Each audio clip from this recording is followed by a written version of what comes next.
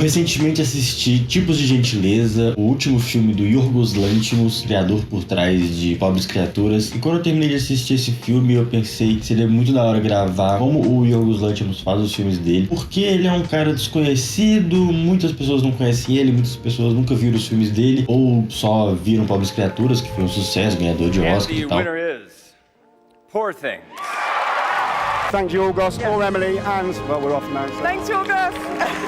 Eu acho que pelos filmes dele serem um tanto quanto diferente do comum, que pra muitos são filmes esquisitos, diferentões, eu acho que tem muitas técnicas diferentes que são extremamente interessantes da gente ver. E é engraçado porque ele é grego, né? É estranho a gente ver um cineasta grego em evidência, assim, ainda mais depois de Pobres Criaturas, que agora todo mundo quer saber quais vão ser os próximos passos dele. E é muito engraçado porque a filmografia do Lanthimos, ela é... Nossa, foi muito frase de cult agora que eu soltei, né? A filmografia do Lanthimos, né? Mas não, eu quero trazer uma visão bem simplificada para que todo mundo entenda e que todo mundo consiga ver filmes bons, tá? Mas os filmes do Lanthimos sempre têm essa ideia de colocar em xeque as nossas culturas e também o famoso e se. O e se a gente não tivesse sido criado com essa cabeça do Ocidente, por exemplo, com os nossos costumes, como que as coisas teriam acontecido se alguém tivesse tido uma ideia um pouco fora da casinha e com isso criado um cotidiano diferente para as nossas cidades, para os nossos convívios, como Pobres Criaturas que eu falei. É basicamente uma mulher adulta com o cérebro de uma criança, sabe? Assim, obviamente o filme é muito mais complexo do que isso, mas basicamente no cerne é isso. E é essa criatura Frankenstein solta no mundão, fraga. E é o Tipos de Gentileza, é um filme que tem 3 histórias separadas, onde cada uma delas coloca em xeque os personagens por estar colocando eles em uma situação completamente maluca em comparação ao cotidiano. Outro exemplo famoso, O Lagosta, é um hotel que se você não conseguir achar o seu amor em 45 dias, você vira um bicho. Então, assim, são coisas bem fora da casinha, que é uma situação muito absurda que coloca a gente pra pensar e refletir sobre o que acontece nas nossas relações. Mas, assim, com isso, ele acaba se complicando. De transformar os filmes dele em uma ótima discussão antropológica sobre costumes e sobre culturas, para um filme estranho, esquisitão e meio fora da caixinha demais, é assim, é um pulo, né? É literalmente uma escolha de tema pra você conseguir transformar algo que poderia ser extremamente interessante em algo completamente maluco, que eu acho que é o caso de Tipos de Gentileza, mas vou falar mais pra frente porque eu acho que ele merece um parágrafozinho mais só pra esse filme. Mas com isso, eu acredito que os filmes do Lanthimos não são pra todo mundo, porque eu acho que não é todo mundo que consegue gostar.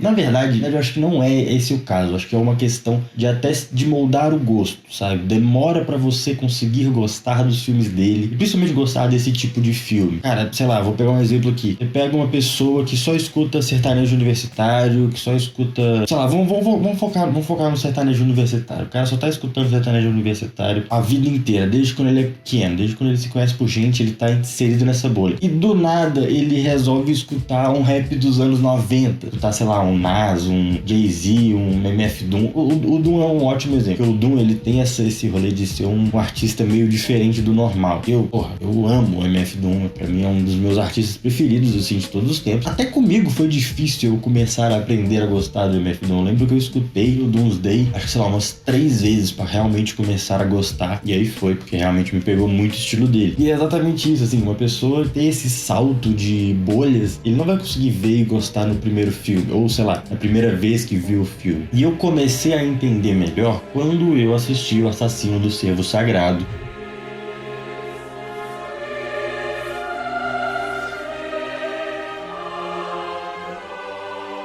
Ele não vai tão pro fantástico como Pobres Criaturas, mas ao mesmo tempo ele não é tão realista e tão palpável quanto A Favorita, por exemplo. Ele tá num equilíbrio no meio termo de muita coisa esquisita, muita coisa estranha, mas ao mesmo tempo é muito ser humano, é muito humano. E esse equilíbrio que tem na maioria dos filmes do Lanthimos, ele acontece muito pela uma ajuda do roteiro do filme, que com pequenas técnicazinhas ele consegue te provar que aquilo lá realmente tá acontecendo. E uma delas é na base da criação dos personagens, na base da criação dos diálogos, que é mostrar o tempo inteiro como os personagens são conformados com o que tá acontecendo naquela realidade. Isso valida muito essas distopias que ele cria, porque a todo momento ele te convence de que aquilo lá tá acontecendo, que aquilo aquilo lá é real. Ou que, olhando mais pro assassino, você tem uma dúvida, sabe? Você tem uma dúvida de, pô, será que isso tá acontecendo mesmo? Ou será que o médico, o pai de família, todo céticozão tá certo e é só um problema normal? Ou realmente está acontecendo algo mais fantasioso, assim? Mas, de qualquer maneira, é tudo muito sem hesitação. Não tem hesitação nos filmes dele. Ou é ou não é. A gente pode ver por O Lagosta, por exemplo, que tem uma cena muito legal de O Lagosta. A primeira cena do filme. If you fail to fall in love with someone during your stay here is not something that should upset you or get you down. Now, have you thought of what animal you'd like to be if you end up alone? Yes, a lobster. Que assim, é um absurdo, mas que os personagens estão completamente conformados com o que tá acontecendo. Mimic também acontece isso. Mimic é um curta-metragem dele. Acontece isso também, você percebe que ele não demora a se conformar. Os personagens não demoram a se conformar com o que está acontecendo. Tell her to get out. Tell him to get out. É meio que aquele jovem estudante do Pobres Criaturas, o McCandles, é interpretado pelo Rami Youssef. E, cara, ele só tá seguindo um grande médico. Em nenhum momento ele coloca em xeque os métodos dele, sabe? Principalmente quando ele conhece a Bella Baxter. Ele em nenhum momento coloca em xeque, ele só segue, sabe? Ele entende que esse mundo é assim mesmo e é assim que vai funcionar. This is Mr. McCandles. Hello, Bella.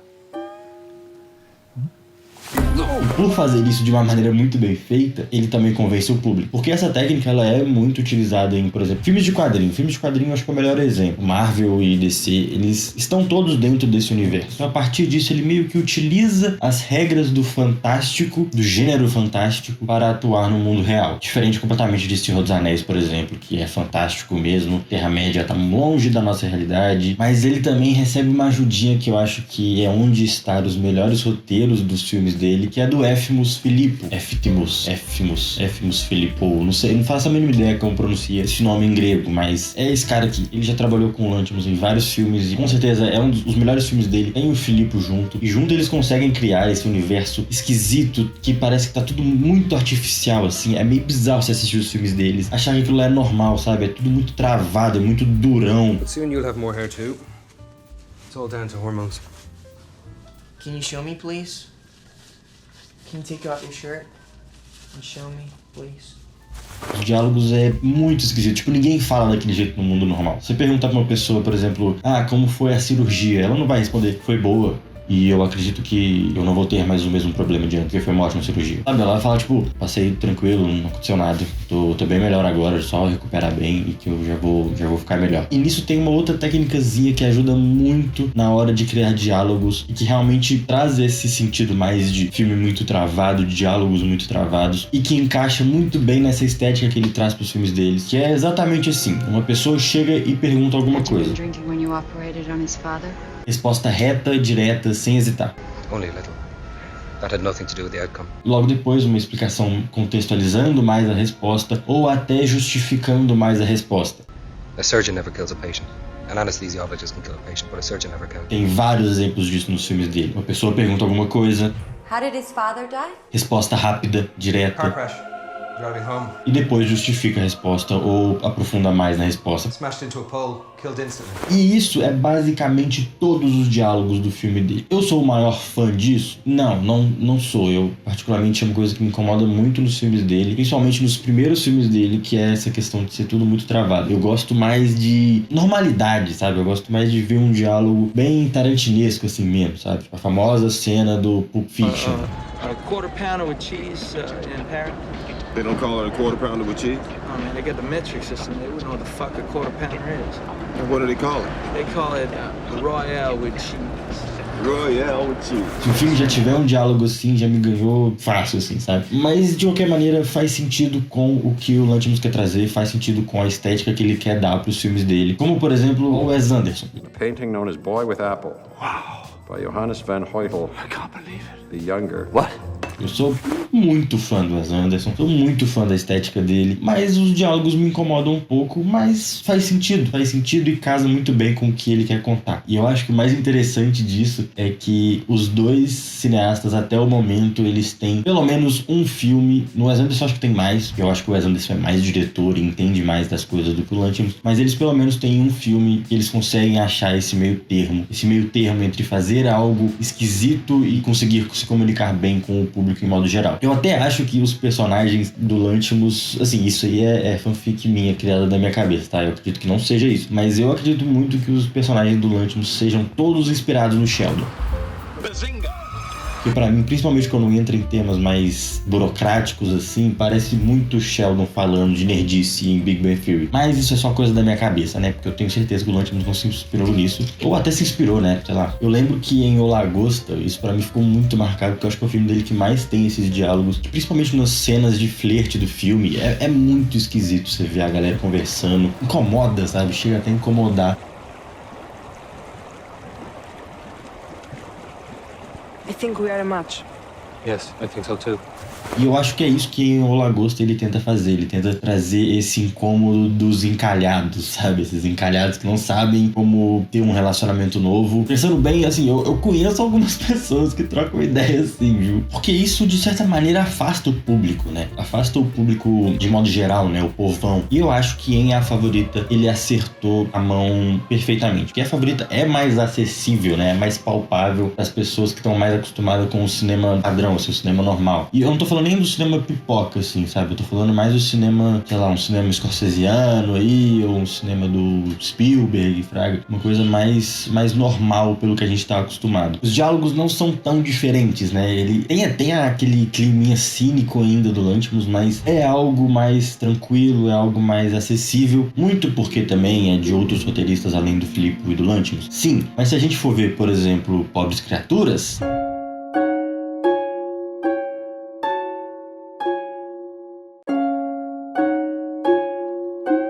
Perfeito, incrível, maravilhoso. É um diálogo que conversa com todo mundo, é um roteiro que conversa com todo mundo. Como o Wes Anderson tem o Grande Hotel Budapeste pra mim e o Grande Senhor Raposo, que pra mim são dois filmes que conectam muito o estilo e a estética que o criador quer colocar com o que o público aceita com mais facilidade. Também um show de atuação, né? Ô carinha pra conseguir montar elenco bom, né? Eu lembro que A Favorita pra mim é o melhor. O cara conseguiu trazer a Olivia Colman de um jeito tão maravilhoso. Eu já falei nesse canal aqui que eu amo a Olivia Colman. E ela, pra mim, junto com a Emma Stone naquele filme, maravilhoso. Até a Rachel Weisz, eu acho ela maravilhosa naquele filme também. Um parênteses aqui. Ou mulher que gosta de ficar cega nos filmes do Lanthimos, né? Eu acho que assim, nossa senhora, até aflição. Assim, assiste os filmes que você vai entender o que eu tô falando. E falando um pouco do elenco, cara, nossa, é impressionante. Até quando ele pega o Colin Farrell, por exemplo, ele sabe usar muito esses atores versáteis.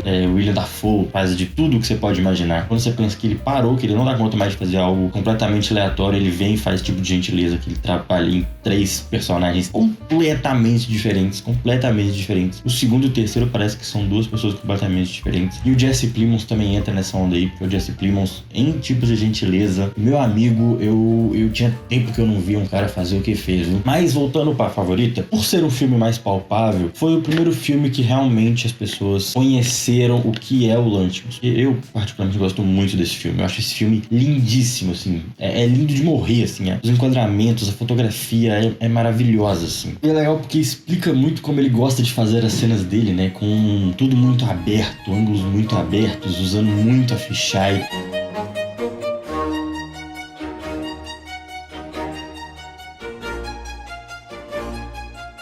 Usando muito lentes que não são usadas convencionalmente, como essas ultra angular, assim, que você vê o corredor inteiro do personagem, que traz uma amplitude muito grande pra cena, que mostra muito da grandeza dessa realeza, que é discutido muito em A Favorita, e também muito usada para ampliar o que está acontecendo em cena, trazer uma grandeza diferente para o assunto em si. Cara, eu adoro esse uso. Eu acho que, quando bem feito, é muito bonito. E eu acho que o grande responsável desse nome não é o Lanthimos, tá? Eu acho que é um cara chamado Robbie Ryan, que é o diretor de fotografia dele, que é uma duplinha aí que tá fazendo um barulho, que eu acho que vai fazer muito barulho ainda nos próximos anos. Eu acho muito foda como ele consegue trabalhar com luzes naturais, porque eu vi que o Lanthimos, ele é um cara que também gosta de trabalhar com luzes naturais. He doesn't want lights on set, so we'd light everything so it's got a 360 capability of shooting anywhere you look at any moment. Ele não gosta do artificial, ele gosta muito de trabalhar com luz solar, com luz do dia, ele gosta muito de trabalhar com luminárias, com candelabros, esses tipos de iluminação.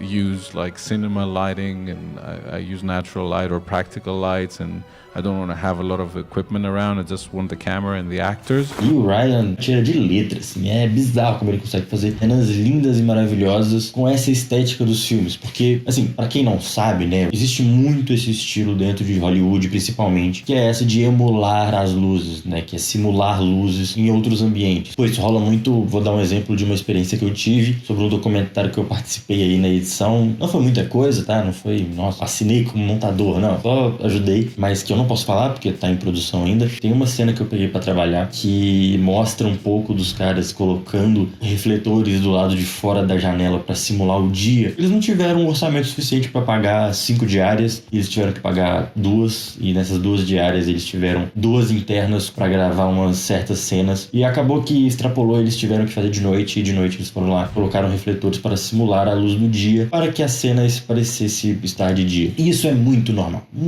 isso acontece, assim, 80% dos filmes isso acontece. E se você olhar bem para cenas do Lanthimos, você não se lembra de alguma coisa, não? Assim, quem gosta de ver bons filmes, quem tá acostumado mais com a cinefilia, quem gosta mais dos filmes ali dos anos 70, dos anos 80, até um pouquinho ali nos anos 90, você reconhece as inspirações do Lanthimos, né, que parece um tal de Kubrick aí da vida? Exato, é muito inspirado nos filmes do Stanley Kubrick. Você vê pela blocagem das cenas, é tudo muito parecido com os filmes do Kubrick, tem muita semelhança. É o Barry Lyndon e A Favorita. Assiste Barry Lyndon, depois assiste A Favorita se você quiser estudar como copiar as pessoas sem tomar um processo na cara. É muito parecido, muito parecido. Mas pelo lado do Lanthimos, eu acho que ele extrapola um pouco e fica mais, vou fazer só porque tá bonito, e não tem muita influência na história como o Kubrick faz de maneira maravilhosa. Porque não tem como competir, né, gente? Porra, não tem como comparar. Poucas pessoas são maiores que ele em questão de técnica.